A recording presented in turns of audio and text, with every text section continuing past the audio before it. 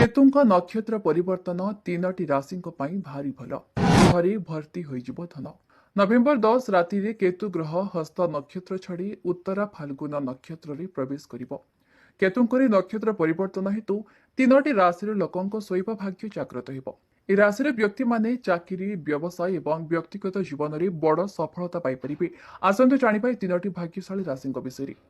ବୈଦିକ ଜ୍ୟୋତିଷ ଶାସ୍ତ୍ରରେ କେତୁ ଏକ ଛାୟା ଗ୍ରହ ଭାବରେ ପରିଗଣିତ ହୁଏ।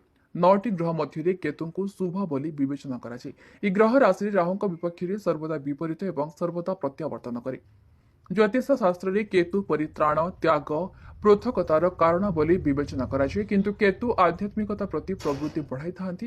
କେତୁ ଡାକ୍ତରମାନଙ୍କୁ ଅସ୍ତ୍ରୋପଚାରରେ ବିଶେଷଜ୍ଞ କରିଥାନ୍ତି। ଜ୍ୟୋତିଷ ଶାସ୍ତ୍ର ପରି ଅନ୍ୟ ବିଜ୍ଞାନକୁ ମଧ୍ୟ ପ୍ରୋତ୍ସାହିତ କରନ୍ତି। ନଭେମ୍ବର 10 ରବିବାର ଦିନ ଛାୟାଗ୍ରହ କେତୁ ନିଜର ନକ୍ଷତ୍ର ପରିବର୍ତ୍ତନ କରିବେ।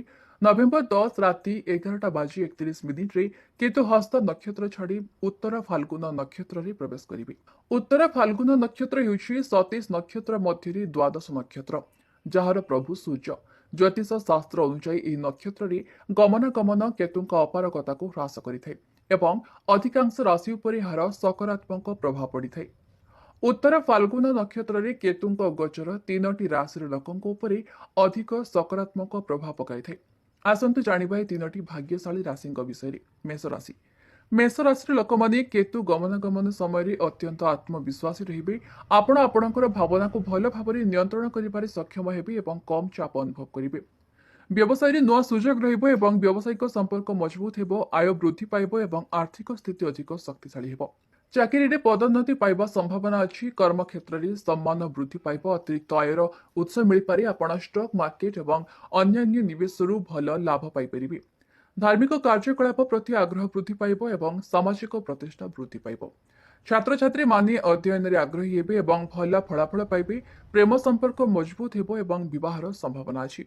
ପାରିବାରିକ ସମ୍ପର୍କ ଆନ୍ତରିକ ରହିବ ଏବଂ ଆପଣଙ୍କର ଜୀବନସାଥୀଙ୍କ ସହିତ ଆପଣଙ୍କର ସମ୍ପର୍କ ଦୃଢ଼ ହେବ। ସିଂହ ରାଶି।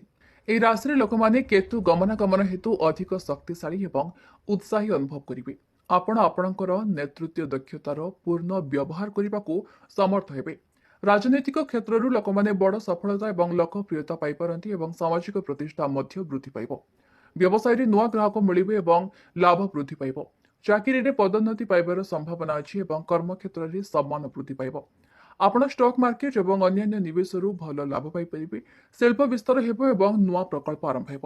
ଛାତ୍ରଛାତ୍ରୀମାନେ ପ୍ରତିଯୋଗିତାମୂଳକ ପରୀକ୍ଷାରେ ସଫଳତା ପାଇବେ। ସ୍ୱାସ୍ଥ୍ୟ ଭଲ ହେବ ଏବଂ ପୁରୁଣା ରୋଗ ଦୂର ହେବ। ପାରିବାରିକ ଜୀବନ ସୁଖଦ ହେବ ଏବଂ ଆପଣଙ୍କ ସାଥୀଙ୍କ ସହିତ ସମ୍ପର୍କ ମଜବୁତ ହେବ। ଧନୁରାଶି। ଧନୁରାଶିର ଲୋକମାନେ ସମୟ ମଧ୍ୟରେ ଅଧିକ ଶାନ୍ତ ଏବଂ ଧୈର୍ଯ୍ୟବାନ ହେବେ। ଆପଣଙ୍କର ଚିନ୍ତା ଏବଂ ଚାପ ହ୍ରାସ ପାଇବ ଏବଂ ଆପଣଙ୍କର ଆତ୍ମବିଶ୍ୱାସ ମଧ୍ୟ ବୃଦ୍ଧି ପାଇବ।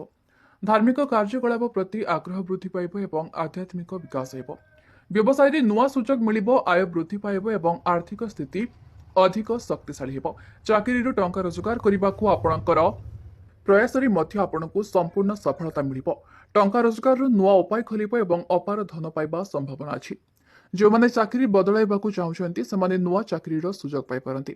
ନିବେଶରୁ ଲାଭର ସମ୍ଭାବନା ଅଛି। ଶିଳ୍ପରେ ଲାଭ ବୃଦ୍ଧି ପାଇବ। ଛାତ୍ରଛାତ୍ରୀମାନେ ଅଧ୍ୟୟନରେ ଆଗ୍ରହୀ ହେବେ ଏବଂ ଭଲ ଫଳାଫଳ ପାଇବେ। ଜୀବନସାଥୀଙ୍କ ସହିତ ସମ୍ପର୍କରେ ମଧୁରତା ରହିବ। ପ୍ରେମ ଜୀବନରେ ସମ୍ପର୍କ ମଧ୍ୟ ମଜବୁତ ହେବ।